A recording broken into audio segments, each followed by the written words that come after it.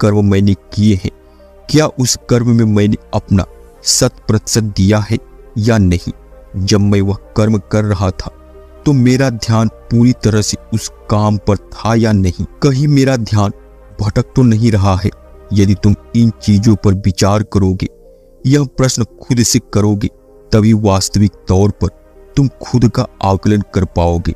और जब तुम पूरे ध्यान के साथ किसी कर्म को करोगे तो तुम्हारे ध्यान की शक्ति भी बढ़ेगी और तुम्हारे कर्म करने की योग्यता भी बढ़ेगी। किंतु यदि तुम यह सोचते हो कि तुम्हें तो केवल कर्म करना है और केवल यही सोचकर तुम कर्म करते चले जाओगे, तो तुम्हें कर्म का फल कभी प्राप्त नहीं होगा और ना ही तुम कभी योग्य बन पाओगे। इसलिए कर्म करने के बाद आकलन अवश्य करो। यह देखो, जब तुम यह कर्म कर रहे थे तो तुम्हारा ध्यान, तुम्हारा शरीर, तुम्हारा मन पूरी तरह से उस कार्य पर था या नहीं। तभी वह व्यक्ति एक बार फिर उन साधु से प्रश्न करता है और कहता है, हे गुरुवर, आप सही कहते हैं। जब भी हम कोई कर्म कर रहे हो तो अपना पूरा ध्यान उस कर्म पर होना चाहिए, लेकिन मैं जब भी कोई कर्म करता हूं तो मेरे मन में तरह तरह के विचार चल रहे होते हैं। मेरा मन विचारों से ग्रसित होता है और तरह तरह की बातें सोचने लग जाता है।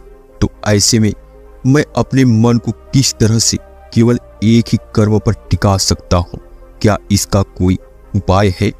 तभी वह साधु मुस्कुराते हुए उस व्यक्ति से कहते हैं, भंते, जब तुम कोई कर्म कर रहे हो और जब तुम अपना पूरा भाव लगा देते हो, अर्थात कर्म करते समय अपना पूरा भाव डाल देते हो, तो तुम्हारा मन, शरीर और तुम्हारे भाव उसी कर्म पर केंद्रित हो जाते हैं और तुम पूरी निष्ठा, प्रेम और सद्भाव के साथ उस कर्म को कर पाते हो, अर्थात अपना 100% दे पाते हो।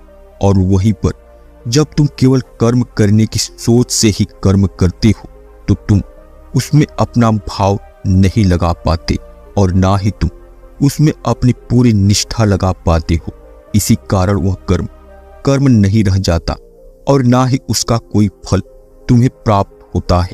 आगे वह साधु उस व्यक्ति से कहते हैं, यदि कोई भी मनुष्य इन बातों को सही तरीके से अपने जीवन में उतारे, इन बातों को ध्यान रख के कर्म करे, तो वह अपने आप को योग्य बना सकता है। और एक बार जब वह योग्य बन जाता है तो कर्म उसे कहीं से भी खोज कर निकाल लेगा और वह जीवन में किसी भी सफलता को प्राप्त कर